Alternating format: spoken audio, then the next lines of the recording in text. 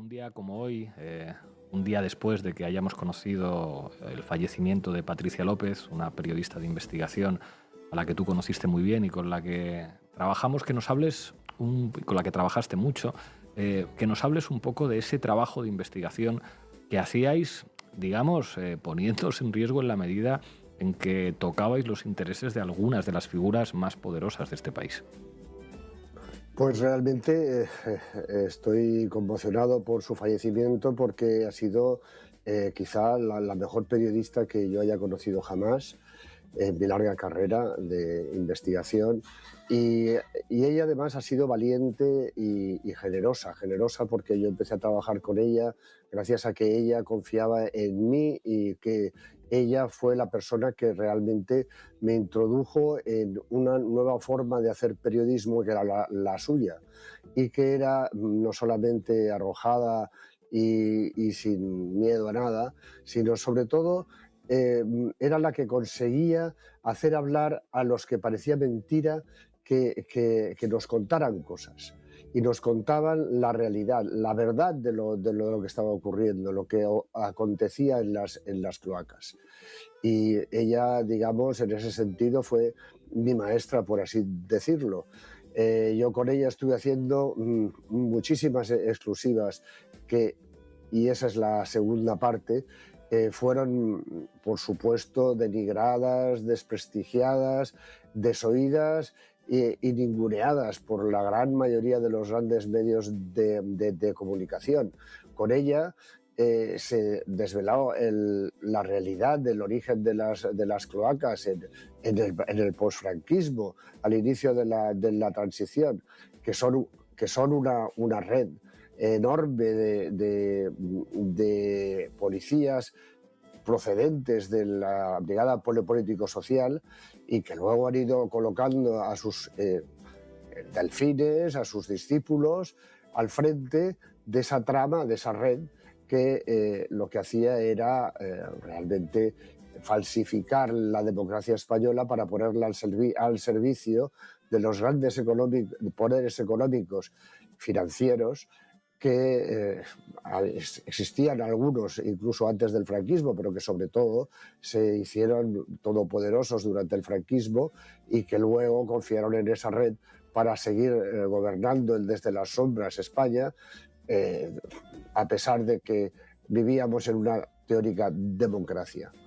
Bueno, todo esto fue posible gracias al empeño, al valor, a la generosidad y sobre todo a la falta de codicia, de ambición, de narcisismo, que es el que tienen ahora la mayor parte de los periodistas que nos rodean, pero sobre todo al revelar la auténtica fuente de las cloacas, el auténtico entramado oculto a las sombras y el gran fraude de la transición para todos los españoles, claro, fue víctima de amenazas inconcebibles desde lo más alto de la cúpula de la policía, amenazándola personalmente por teléfono con eliminarla.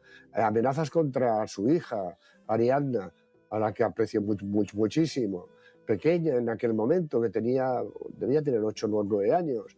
Y realmente ella nunca se arredró, nunca cejó en su empeño y fue sometida por esos poderes mismos a la precariedad que viven tantísimos periodistas, que viven en la precariedad precisamente porque se les niega el pan y la sal, porque a ella la llegaron a expulsar, a echar de los programas de televisión en los que comentaba la realidad de la trama negra policial, en cuanto descubrieron que estaba revelando la verdadera trama, que era la de las cloacas de interior, pero más allá de las cloacas de interior, de ese entramado que rodeaba precisamente al rey Juan Carlos. Era toda esa corte que rodeaba al rey Juan Carlos el que estaba al frente de la mayor corrupción que ha vivido España y que siguen ocultando a través de cortinas de humo absolutamente ridículas, los que son como Inda y muchísimos otros periodistas que no son periodistas, que son pseudoperiodistas, que además han conseguido cabalgar en el dólar y convertirse en referente, recibir los premios. Eso que no le otorgaron no solo a Patricia, sino que la despidieron de los lugares, la echaron de Mediaset y de A3 Media para que no siguiera revelando. Cuando todo el mundo estaba intentando entrevistarla, la echaban de los programas televisivos en los que ya participaba para que no contaran la realidad ni la verdad. Y esos son los que hablan de más periodismo.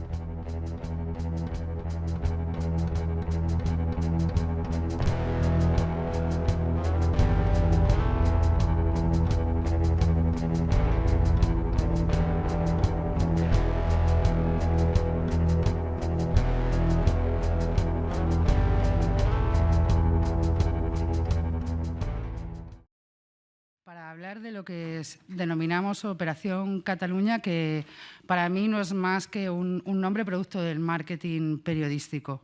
Yo comencé en esto con el caso del pequeño Nicolás y personalmente ahora mismo lo puedo denominar la Operación Cloacas del Estado.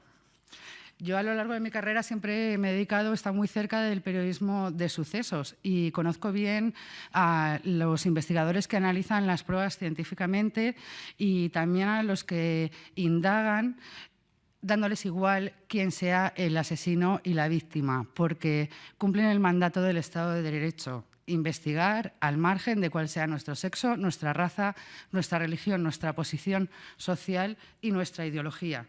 Este método científico tiene que cumplir con protocolos internacionales que se estipulan. En ellos se recoge desde cómo se recogen unas pruebas hasta cómo se analizan, hasta cómo deben presentarse delante de un juez, que es quien salvaguarda que el Estado de Derecho se cumpla.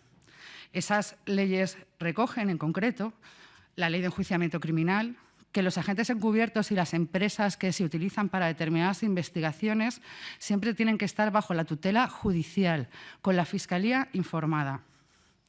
Es evidente, por tanto, que estos agentes no pueden actuar al margen de la ley, ni utilizar su condición de policía para hacer trabajos extraoficiales y muchísimo menos lucrarse con ellos. Con esta visión de investigación científica y el escrupuloso respeto a nuestra normativa jurídica, me acerqué al caso del pequeño Nicolás en octubre de 2014. Y cuando todos ustedes, me incluyo, nos pasábamos WhatsApp y memes riéndonos de un pillo, ese mismo mes de octubre de 2014 se realizaron 3 grabaciones ilegales en España. 2 al ministro del Interior, Jorge Fernández Díaz, en la sede ministerial, junto con el exdirector de la Oficina Antifraude, Daniel de Alfonso, y una más a los agentes de Asuntos Internos, en la sede de Asuntos Internos, junto con los agentes del CNI que habían denunciado al pequeño Nicolás por usurpación de funciones públicas, denuncia que llegó a la Secretaría de Estado de Interior. Todas las grabaciones, si ustedes se dan cuenta, se produjeron en sedes oficiales.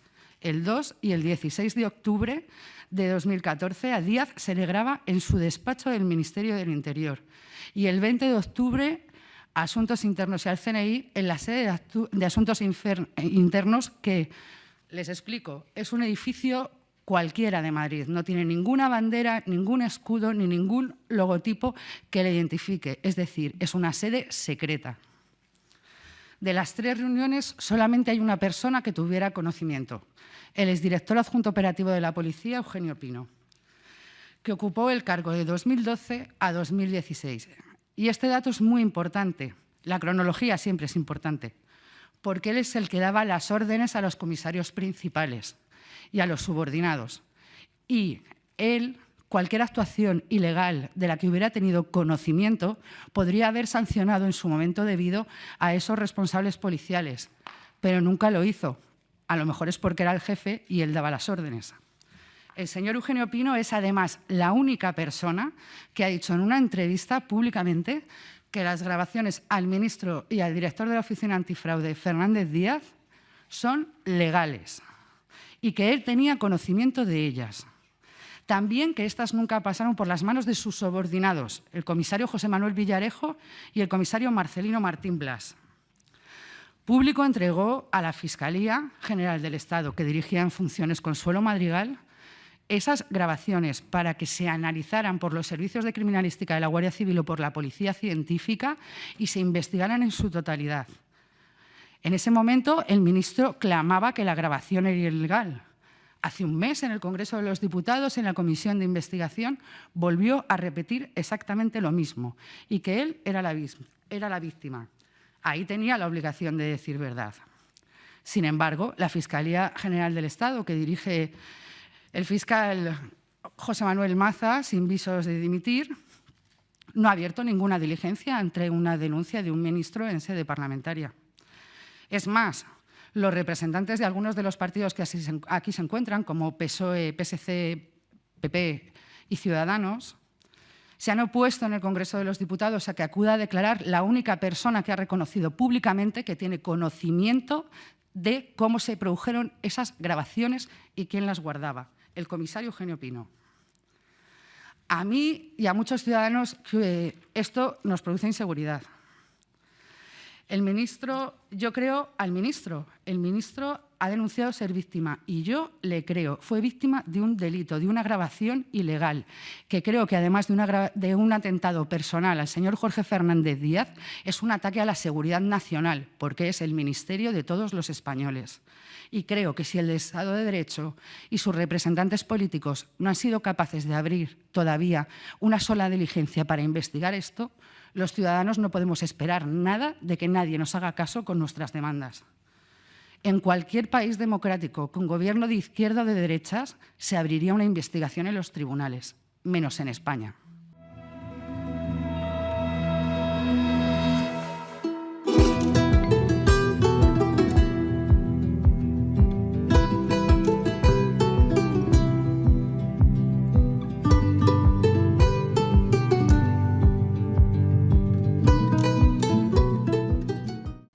La Fiscalía a día de hoy, y a pesar de los audios y de los documentos oficiales, no ha abierto diligencias, igual que con el caso del ministro. Que no se investiguen delitos contra las altas instituciones del Estado, a mí ya más que inseguridad, lo que me produce es miedo.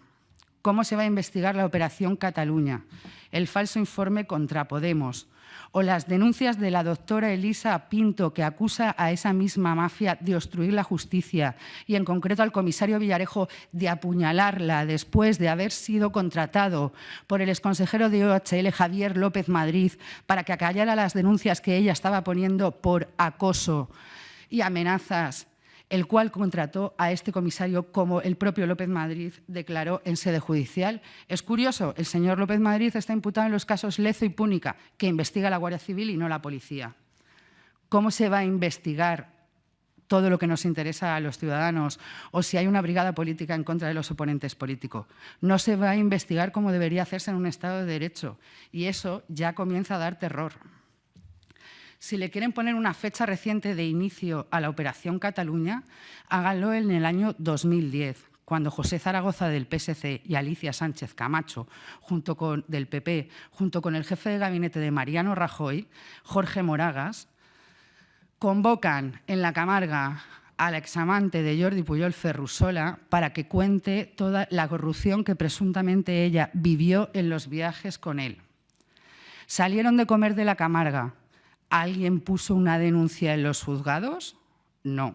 Se guardó la grabación en un cajón y en la agencia de detectives Método 3, hasta que en 2012 Fernández Díaz y su policía se acordaron de que existía. Díaz sustituyó a Alfredo Pérez Rubalcaba en Interior. En esa etapa, en la de Rubalcaba, los comisarios Pino y Villarejo ya eran personal de confianza de la cúpula policial.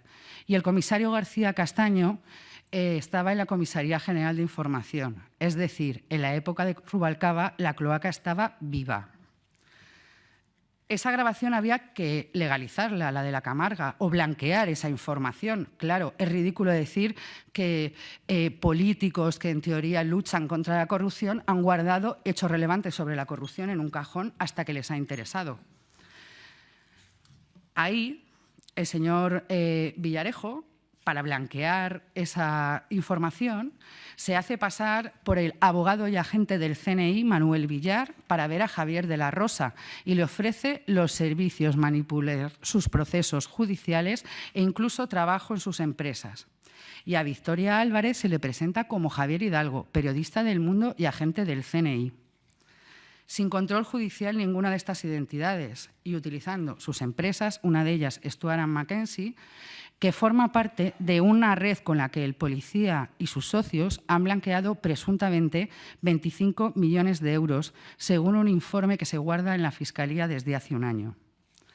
Estos testimonios que obtuvo Villarejo, al igual que el pantallazo que le otorgó el señor presuntamente Ramón Cierco cuando le fue a visitar a la sede de la banca privada de Andorra, dieron origen al conocido informe Pujol, que a priori no reconocía ni siquiera el Ministerio del Interior como suyo.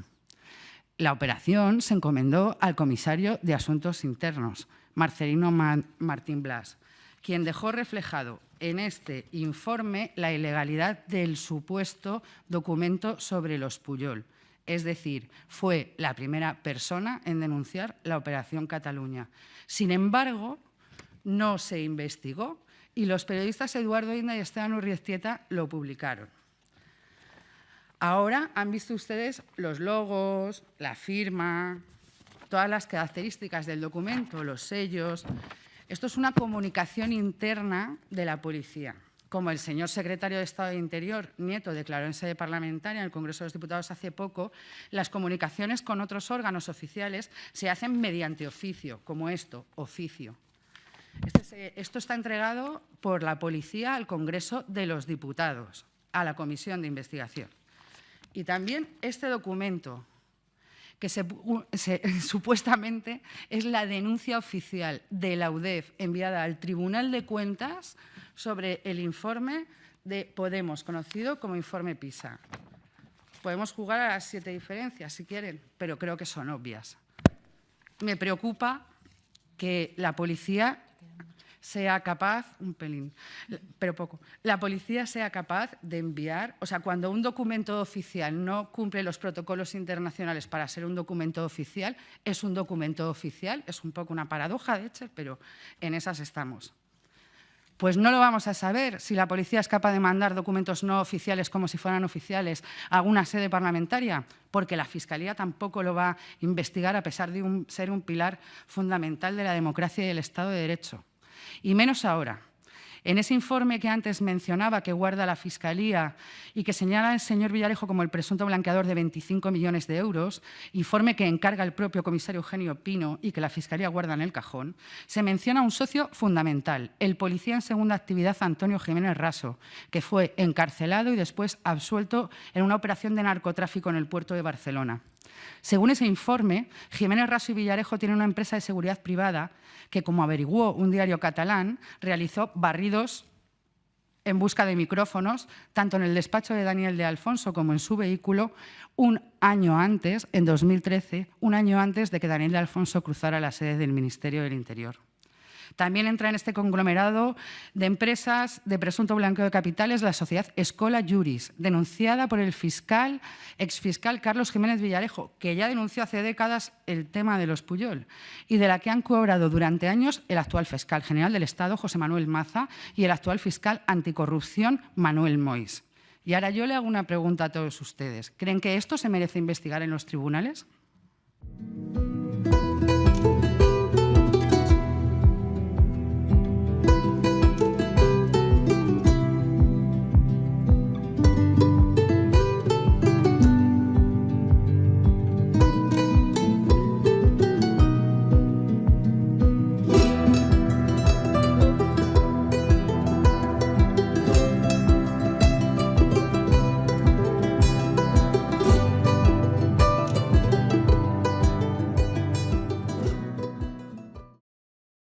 Claro, una de las medallas se le da en periodo de Rubalcaba. El periodo de Rubalcaba no es bonito con respecto a esta gente. Es cuando ascienden Villarejo, es cuando asciende Olivera, es cuando se celebra esta comida, es cuando están de adjuntos a la DAO. no le deja en buen lugar a Rubalcaba. Aquí hemos hablado muchas veces de las cabezas de caballo y del lenguaje de la mafia, ¿no? La ministra en este caso y en ese momento fiscal era el eslabón más débil. Ahí hay jueces y comisarios de policía que han hecho negocios con Villarejo, que están imputados. El comisario, por ejemplo, Enrique García Castaño, ha hecho negocios con Villarejo, pero Baltasar Garzón también. ¿Negocios? ¿Por qué negocios? Porque Baltasar Garzón ha contratado al comisario Villarejo y al comisario Enrique García Castaño cuando ha abierto su despacho internacional. Bueno, pero son funcionarios públicos y Baltasar Garzón lo sabe mejor que nadie. Entonces, Baltasar Garzón aparece en una parte que está todavía secreta y, bueno, todo esto que son ataques contra la ministra en parte viene bien, porque Garzón lo que ha hecho es irse al juzgado y pedir la nulidad de las actuaciones y la expulsión de los fiscales. Entonces, yo creo que la ministra es un poco, bueno, pues el eslabón más débil al que atacar y que realmente aquí lo preocupante son los negocios que se traen Castaño, Villarejo y Baltasar Garzón. ¿Negocios de qué tipo? Negocios que contravienen el Estado de Derecho que se supone que deberían defender esos funcionarios públicos, tanto uno como juez y los otros como comisarios de policía.